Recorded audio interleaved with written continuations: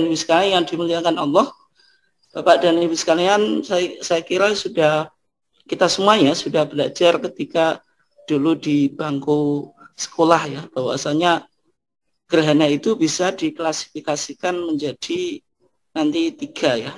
Tetapi terjadinya gerhana itu, nah ini kan ada gambar matahari, kemudian yang di tengah itu bumi, kemudian berikutnya itu bulan. Artinya terjadinya gerhana bulan itu ketika posisi bumi itu berada di tengah-tengah, sehingga sinar matahari itu terhalang oleh bumi, sehingga terjadi peristiwa yang disebut dengan gerhana bulan.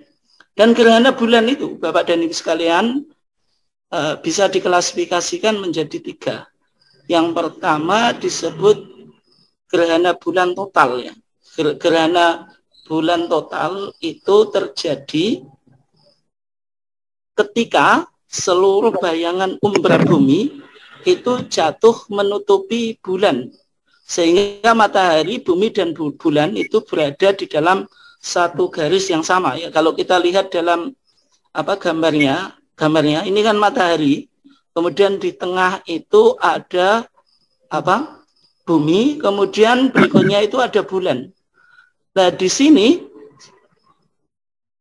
umbra itu wilayah gelap yang inti dari bumi itu. Nah, artinya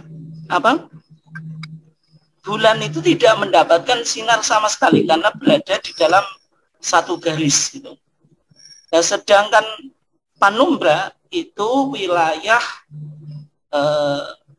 gelap dari bumi ini, tapi dia sifatnya itu semu, atau orang Jawa menyebutnya mendrip-mendrip itu. Artinya bulan itu masih bersinar, tetapi masih mendapatkan sinar, tetapi sinarnya itu redup.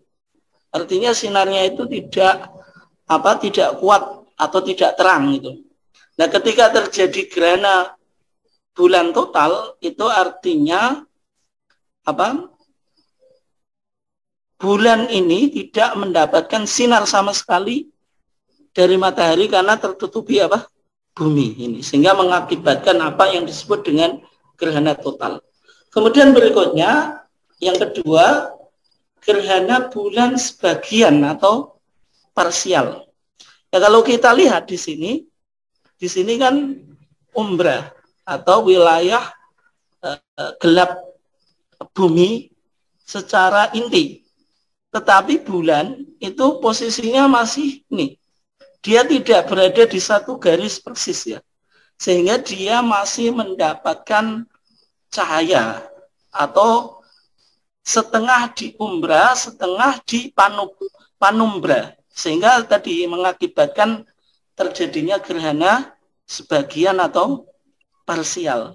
Dan di 2 jenis gerhana bulan ini, kita yang disunahkan untuk melakukan sholat gerhana bulan. Berbeda dengan jenis gerhana bulan yang ketiga, yang disebut dengan panumbra. Ada yang mengatakan panumbral pakai L ya. Kalau bahasa Inggris memang penumbral gitu. Tapi di menjadi bahasa Indonesia sering disebut panumbra, L-nya hilang gitu. Tapi sebagian ejaan kita ada yang masih tetap memasukkan L-nya. Gerhana bulan panumbra itu terjadi ketika seluruh bagian bulan berada di bagian panumbra, sehingga bulan masih masih dapat terlihat, tetapi sinarnya bulan ini redup, tidak terang gitu. Atau orang Jawa menyebutnya mendrip-mendrip gitu. Jadi sinarnya tidak kuat, tapi redup atau suram gitu.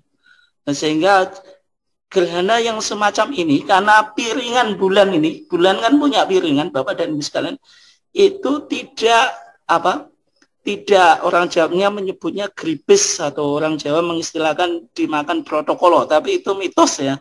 Itu tentu nggak sesuai dengan keyakinan kita. Artinya bulan ini kan semakin berkurang. Tapi kalau gerhana bulan panumbra, itu piringan bulan masih utuh, hanya saja sinarnya itu redup ya. Sehingga kalau kita coba perhatikan Bapak dan Ibu sekalian, atau kita coba amati, kita mulai dari yang kiri, itu bulan purnama ya. Karena gerhana itu pasti terjadi setiap bulan purnama ya. Itu sinarnya sangat cerah atau sangat kuat ya. Kemudian kalau gerhana bulan panumbra, itu bulan itu tidak ada yang termakan gitu. Tetapi sinarnya itu redup.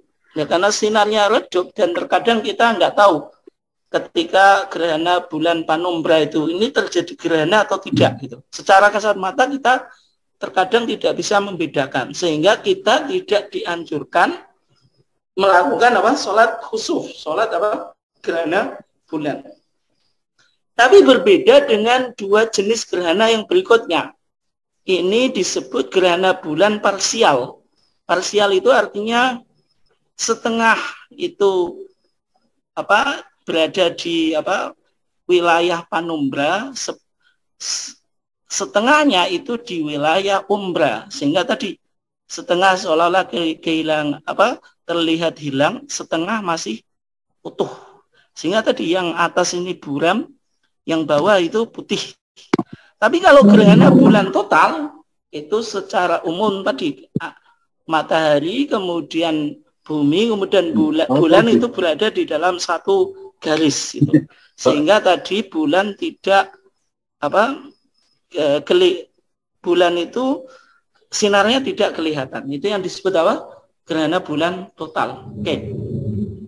Bapak dan Ibu sekalian yang dimuliakan Allah. Jadi intinya dalam pandangan Islam dan juga sebagaimana yang dijelaskan dalam maklumat pimpinan pusat Muhammadiyah, bahwasanya kita melaksanakan sholat khusuf atau sholat gerhana itu ketika terjadi dua gerhana. Yang pertama gerhana bulan secara parsial, yang kedua gerhana bulan secara total. Adapun gerhana bulan panumbra atau panumbral itu kita tidak dianjurkan untuk melaksanakan sholat khusuf, karena cahaya atau sinar bulan itu sangat redup dan secara kasat mata kita tidak bisa membedakan apakah ini terjadi gerhana bulan atau tidak. Dan juga piringan bulan itu tidak ada bagian yang terpotong, kalau orang Jawa menyebutnya gripis atau apalah itu. Artinya bulan itu masih utuh gitu. Hanya saja tadi sinarnya redup atau sinarnya itu mendrip-mendrip. Sehingga pada saat terjadi gerhana bulan panumbral itu kita tidak dianjurkan untuk melaksanakan sholat khusuf. Yang kita dianjurkan untuk melaksanakan sholat khusuf yaitu ketika terjadi gerhana bulan total atau ketika terjadi gerhana bulan secara parsial.